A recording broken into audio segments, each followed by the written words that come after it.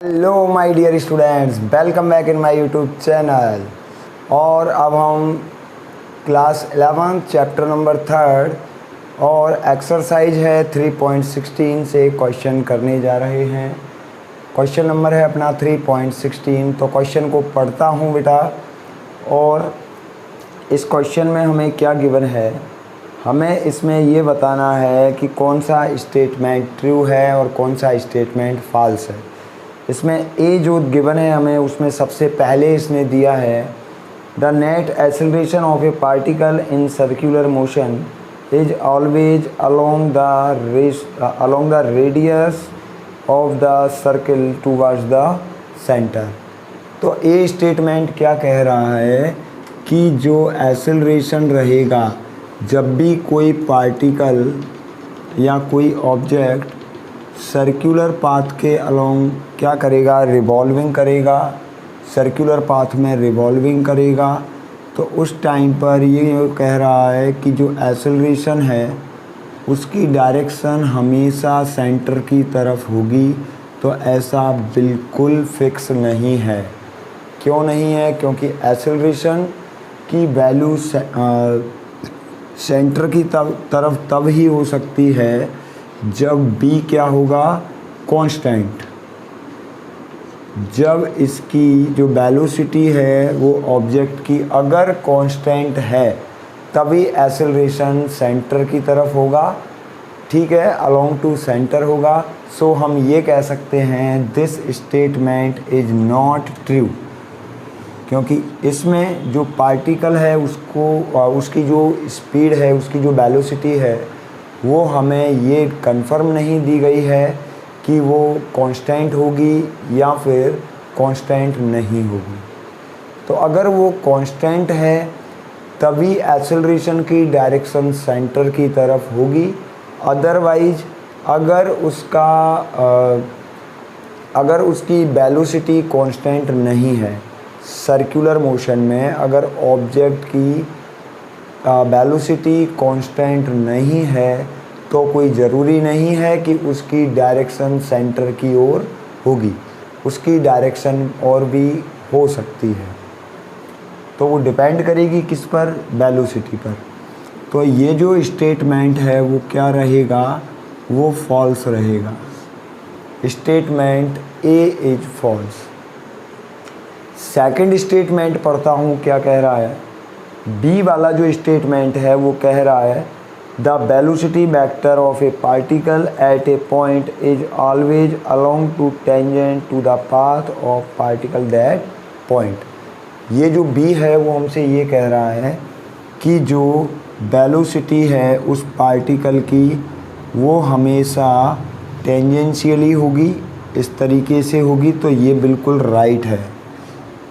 क्यों? क्योंकि जो इसकी वेलोसिटी होगी जब ये मोशन करेगा तो वो जो वेलोसिटी होगी, लीनियर वेलोसिटी, वो उसकी डायरेक्शन क्या होगी, टेंजेंशियली होगी।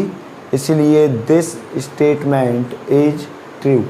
तो बी वाला जो स्टेटमेंट रहेगा वो क्या आएगा, वो ट्रू आएगा। क्लियर है बेटा? तो ये दोनों स्टेटमेंट उम्मीद करता हूँ आपको समझ में आ गए होंगे।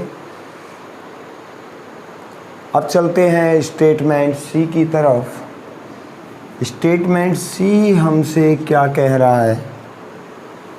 तो स्टेटमेंट सी कह रहा है बेटा the acceleration vector of a particle in uniform circular motion averaged over one cycle is a null vector.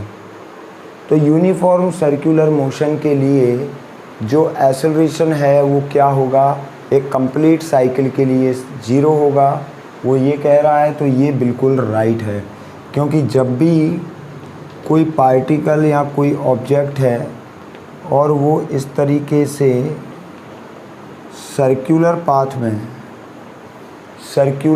में क्या कर रहा है, मोशन कर रहा है।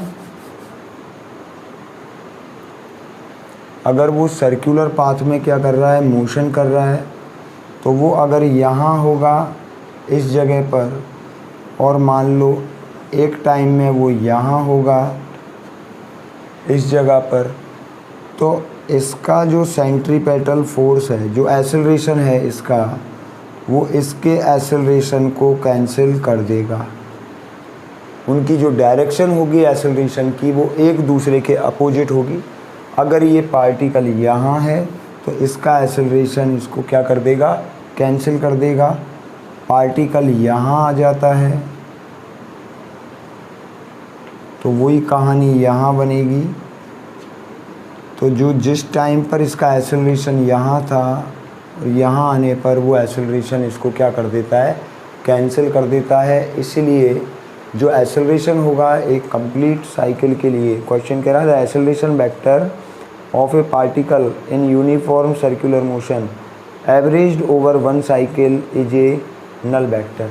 तो अगर मैं बात करूं एक पूरे कंप्लीट साइकिल के लिए, तो कंप्लीट साइकिल के लिए वो क्या होगा, नल वेक्टर होगा। क्यों? क्योंकि जो डायरेक्शन रहेंगी उनकी वो एक दूसरे के अपोजिट रहेंगी। तो बेटा स्क्रीनशॉट ले लीजिए इसका। हो गया। तो उम्मीद करता हूँ आपको ये क्वेश्चन अच्छे से समझ में आया होगा। तो बेटा इसी तरीके से हमारे वीडियोज़ को देखते रहिए। आगे जो नेक्स्ट वीडियो है उसमें एक्सरसाइज नंबर 3.17 आने वाला है। तो बने रहिएगा हमारे यूट्यूब चैनल पर और लगातार जो क्वेश्चंस चल रहे हैं उनको करने की कोशिश कीजिए और उम्मीद करता हूँ इनसे आपको काफ़ी हेल्प मिलेगी। तो बेटा जिन स्टूडेंट्स ने हमारा चैनल सब्सक्राइब नहीं किया है प्लीज़ पहले सब्सक्राइब कर दीजिए और उसको ज़्यादा से ज़्यादा शेयर कर दीजिए।